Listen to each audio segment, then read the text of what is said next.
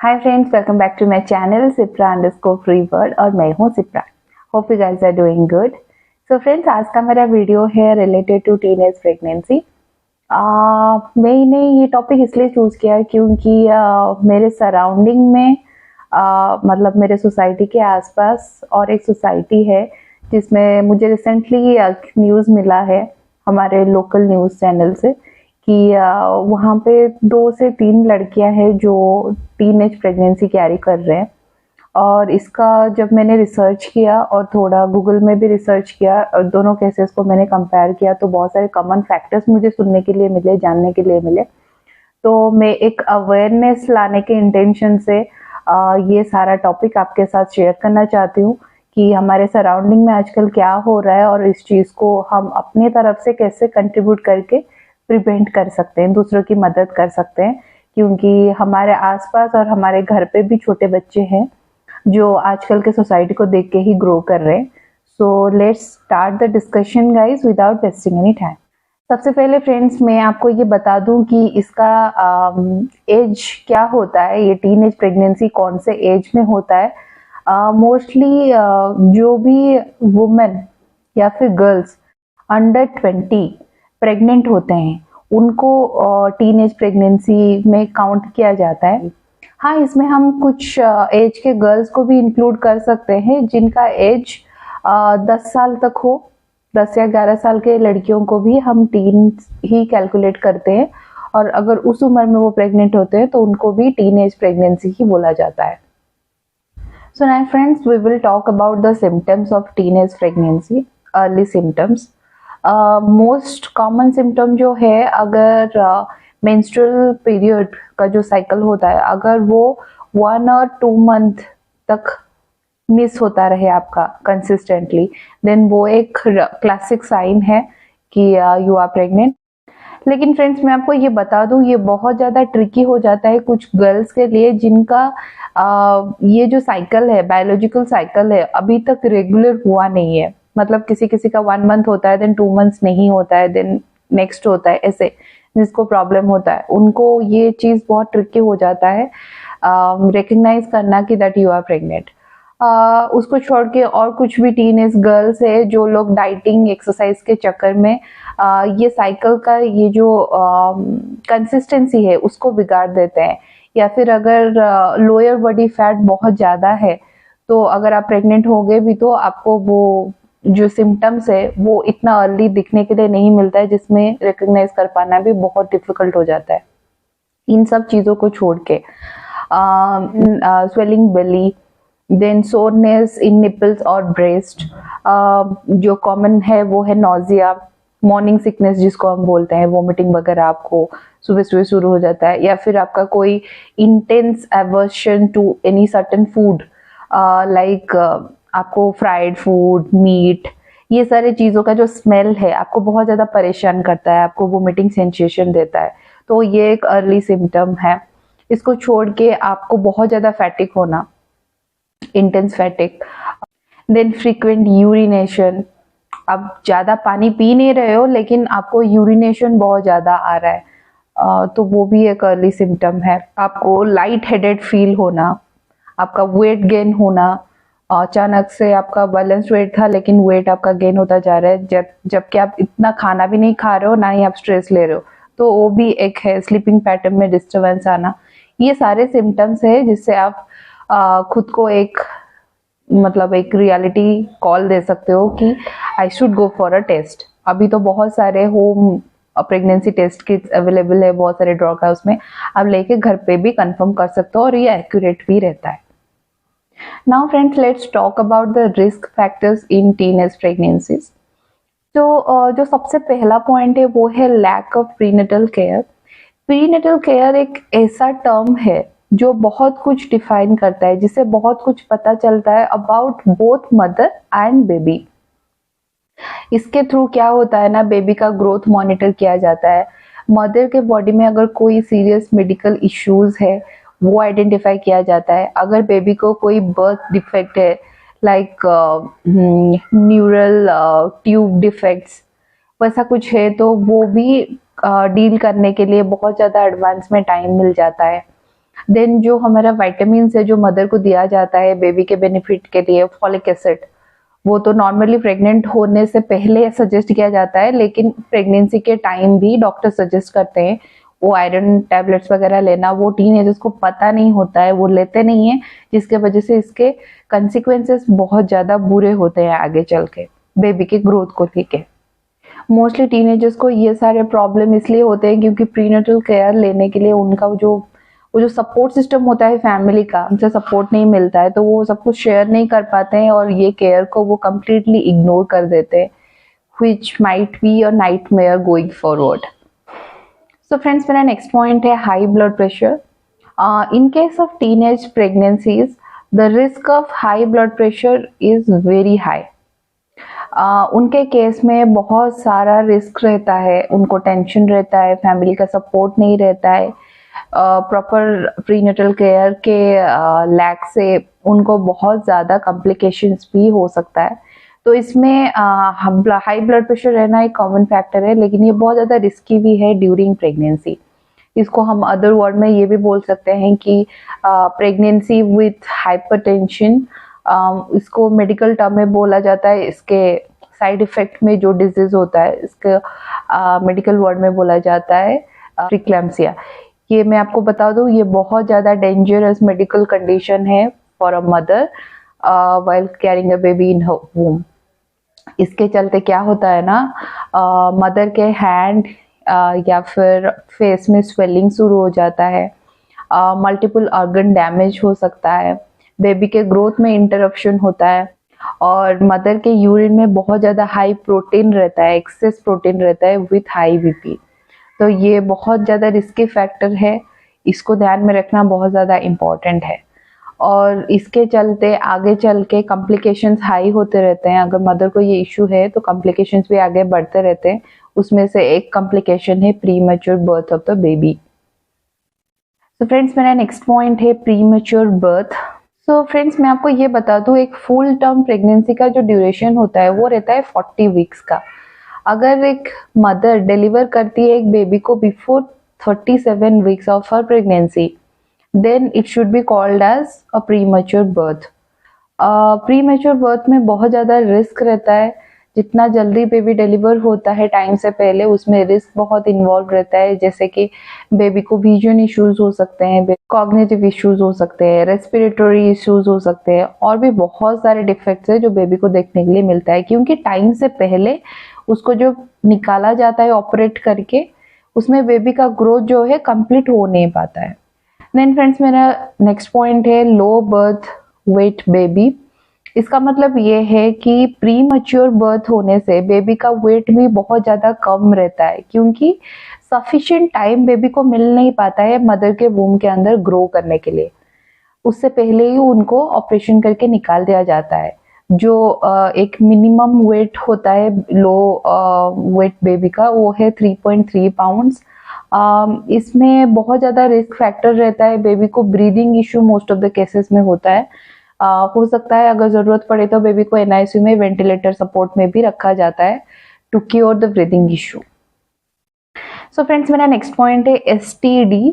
The full form of STD is sexually transmitted diseases. इसका मतलब ये है the teens who are already pregnant, if they are doing the intercourse during the pregnancy, तो इसमें बहुत ज़्यादा सेक्सुअली ट्रांसमिटेड डिजीज का रिस्क रहता है, such as HIV। HIV is a major concern during pregnancy.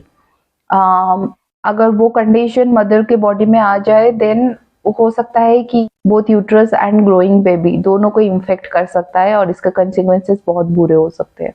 Then मेरा नेक्स्ट पॉइंट है friends postpartum depression. और टीन्स के केस में postpartum depression is very much risky, क्योंकि उनको ज़्यादा समझ होता नहीं है, वो अपने फीलिंग्स अपने फैमिली के साथ, अडल्ट के साथ शेयर कर नहीं पाते हैं, तो वो स्केयर्ड, आइसोलेटेड, अपने आप को अलोन फील कराने के लिए एक जगह पे बंद हो जाते हैं, अपने बेबी को भी टाइम नहीं दे पाते हैं। और प्रेगनेंसी के बाद अपने आप को आइसोलेट करा देना बहुत ज़्यादा रिस्क फैक्टर है। ये आपके फिजिकल और मेंटल कंडीशन पे बहुत ज़्यादा इम्पैक्ट डालता है। टीन्स के केस में ऐसे हो सकता है कि अगर उनको पोस्टपार्टम डिप्रेशन है तो ठीक से खाते नहीं है, उनका खाने का अमाउंट, टाइमिंग वगैरह सब घटता है, उनको प्लेंटी ऑफ रेस्ट नहीं मिलता है, उनका स्लीपिंग साइकिल में डिस्टर्ब होता है। तो ऐसे बहुत सारे प्रॉब्लम्स अराइज होते हैं। सो फ्रेंड्स, अभी सबसे इम्पोर्टेंट पॉइंट के ऊपर डिस्कस करते हैं, that is context in which teenage pregnancies are occurring nowadays। कैसे सिचुएशन में ये सारा चीज को स्कोप मिल रहा है, कैसे हो रहा है ये चीज, जिसमें मेरा पहला पॉइंट है चाइल्ड मैरिज। चाइल्ड मैरिज एक ऐसा इशू है जो सदियों से चला आ रहा है। आजकल तो टेक्नोलॉजी के चलते, इस सेंचुरी के चलते ये काफी हद तक घट गया है, लेकिन यस, काफी कभी एरिया में ये सारा चीज अभी भी चलता है एक रिचुअल के नाम पे। तो इसमें क्या होता है ना, छोटे छोटे बच्चों को शादी करवा दिया जाता है, और जैसे जैसे उनका उम्र होता है उनको they are the culprit of force sex. उनको ज्यादा सपोर्ट मिलता नहीं है फैमिली से, और बच्चा पैदा करके उनको बेयर करने के लिए छोड़ दिया जाता है। उनको ये देखा नहीं जाता है कि उनका एज कितना है, उनको क्या समझ है, वो सब कोई नोटिस नहीं करता है। उसके बाद मेरा नेक्स्ट पॉइंट है चाइल्ड अब्यूज। बहुत सारे जगह पे ये चाइल्ड अब्यूज चीज आजकल चल रहा है। आप न्यूज में भी देख रहे हैं कि छोटे छोटे बच्चों के साथ रेप केसेस हो रहा है। इसमें बच्चों की कोई गलती नहीं है, लेकिन ये वारदात होने के बाद जो कंसिक्वेंसेस उनको झेलना पड़ता है, बहुत सारे रिस्क फैक्टर इन्वॉल्व होते हैं।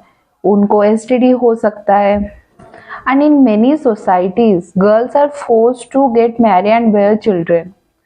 हमारे आसपास या फिर कभी कभी हम लोगों के घर पे ही, जब लड़की को 20 से ऊपर का एज हो जाता है, जो फैमिली बहुत ज्यादा ऑर्थोडॉक्स टाइप के होते हैं, वो पीछे ही पड़ जाते हैं कि शादी करवाना है, शादी करवाना है। और जैसे शादी हो जाता है तब फिर से पीछे पड़ जाते हैं कि बच्चा कर लो, बच्चा कर लो। आपको समझना चाहिए कि वो लड़की प्रिपेयर है कि नहीं एक बच्चे को हैंडल करने के लिए, उसका उम्र कितना है, उसको proper support mentally and physically emotional support उसको मिल रहा है कि नहीं, वो अपना माइंड सेट फिक्स की है कि नहीं कि मुझे माँ बनना है और एक बच्चे को हैंडल करना है। बच्चा is not a small thing friends, right? It's a biggest responsibility for life time.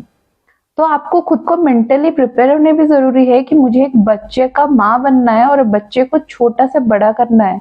इसके लिए बहुत ज्यादा पेशेंस चाहिए। तो उनका माइंडसेट भी जानने के लिए प्लीज ट्राई कीजिए। मेरा नेक्स्ट पॉइंट है फ्रेंड्स, मैं आपको ये बता दूं कि WHO के रिपोर्ट के अनुसार जो हमारे टीन एज गर्ल्स है, मतलब in between 15 to 19 years old, अगर मैं कैलकुलेट करूं तो 20 लड़कियों में एक लड़की फोर्स सेक्स का शिकार बन रही है, और लाइफ लॉन्ग उनके साथ वही हो रहा है और उनको माँ बनने के लिए फोर्स किया जा रहा है। देन मेरा नेक्स्ट पॉइंट है friends, lack of education for school drop outs. उनको प्रॉपर एजुकेशन नहीं मिल रहा है स्कूल खत्म होने के बाद। उनको ये मतलब ये पर्सपेक्टिव कोई समझाने के लिए ही नहीं जा रहा है कि दुनिया कैसी है, तुम्हें डील कैसे करना है, तुम्हारा माइंडसेट किस तरफ जाना चाहिए, अभी तुम्हारे लाइफ का फोकस क्या होना चाहिए। तो ये सब बहुत ज्यादा इंपॉर्टेंट है उनको समझाना। देन मेरा लास्ट पॉइंट है फ्रेंड, सेक्सुअल वायलेंस। ये तो सबको ही पता है, ये पूरे देश में पूरे दुनिया में ये चीज हो रहा है, और इंडिया में ये बहुत ज्यादा हो रहा है। मतलब हमें बच्चों को ये सिखाना चाहिए कि गुड टच क्या होता है, बैड टच क्या होता है, ताकि उनका एक अवेयरनेस रहे कि उनके सराउंडिंग में उनके साथ कोई इंसान, कोई माहौल कैसा हो रहा है, and how to deal with it. So friends, अभी हम बात करेंगे about the prevention of teenage pregnancies, जिसमें मेरा पहला पॉइंट है, यू शुड टीच और talk to your children early and often about sex and love. हमारे साथ क्या होता है ना, घर पे जब बच्चे टीवी पे कुछ ऐड आता है या फिर टीवी पे कुछ इसके रिलेटेड चीजें दिखाता है, मूवी हो या फिर कोई सीरीज हो, कुछ भी दिखाता है ना, तो पेरेंट्स आके टीवी शट डाउन कर देते हैं। दैट्स ओके कि आप अपने बच्चे को उस माहौल में लेने से आप प्रिवेंट कर रहे हैं, बट आपको वो चीज बच्चों को समझाना जरूरी है, उनके साथ ओपन अप होके बात करना जरूरी है कि क्यों हम प्रिवेंट करना चाहते हैं। घर से निकलने के बाद बाहर का दुनिया इसके रिलेटेड है, और तुम्हें उस माहौल में अपने आप को कैसे एडजस्ट करना है, how to deal with people, how to deal with the similar situations, तो आपको वो चीज उनके साथ इंटरेक्टिव होना बहुत ज्यादा इंपॉर्टेंट है, ताकि उनके साथ अगर कभी कुछ ऐसा उनके दिमाग में भी आ रहा है ना, तो आपके साथ वो शेयर करने से हिचकिचाए नहीं, उसको छोड़। Be clear about your own sexual values and attitudes. You should be known about your medical conditions before getting into this kind of situation, like HIV status. You should know about it. Then my next point है friends, abstinence. That means when a person decide not to have sex until they are married, right? तो आपके दिमाग में वो चीज होना चाहिए ताकि आपको अपने थॉट के ऊपर, अपने एटीट्यूड के ऊपर एक कंट्रोल रहे। You should be properly educated about the contraceptions. आपको पता होना चाहिए कि इस सिचुएशन में, if you are already pregnant, आपको इस सिचुएशन में क्या करना है। If you are planning to get pregnant in teen age, then आपको क्या करना है। देन मेरा नेक्स्ट पॉइंट है friends, you should supervise and monitor your children's activities. अगर आपके बच्चे कुछ डिफरेंट एक्टिविटी आपको देखने के लिए मिल रहा है, उनके बिहेवियर में कोई चेंजेस देखने के लिए मिल रहा है, आप वो मॉनिटर कीजिए और उनके साथ खुल के डिस्कस कीजिए। देन नेक्स्ट है फ्रेंड्स, बच्चे जिनके साथ घुल मिल रहे हैं, चाहे उनके टीचर हो, चाहे उनके फ्रेंड्स हो, या फिर फ्रेंड्स के फैमिली हो, you should get to know each and every info. आपको पता आना चाहिए आपके बच्चे कहाँ जा रहे हैं, किस माहौल में उठ रहे हैं, बैठ रहे हैं, किन लोगों के साथ बात कर रहे हैं, उनको डिस्कम्फर्ट हो रहा है कि नहीं, ये सारी चीजों का आपका मॉनिटर करना पड़ेगा।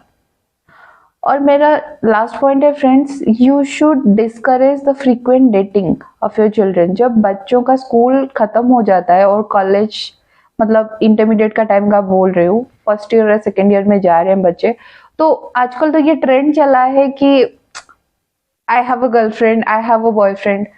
As a parent, आपको एक लिमिटेशन डालना है कि ये एज तुम्हारा क्या है और उसके अकॉर्डिंगली तुम्हें क्या करना है। आप उसको डिस्करेज कीजिए वो फ्रीक्वेंट डेटिंग चीजों को, क्योंकि ये उसकी तरफ ही इशारा करता है कुछ दिनों के बाद। मैं ये नहीं बोल रही हूँ आप अपने बच्चों के ऊपर कुछ ज्यादा ही रूल्स डाल दीजिए, नहीं, ऐसा हुआ तो आपके साथ घुलेंगे मिलेंगे ही नहीं।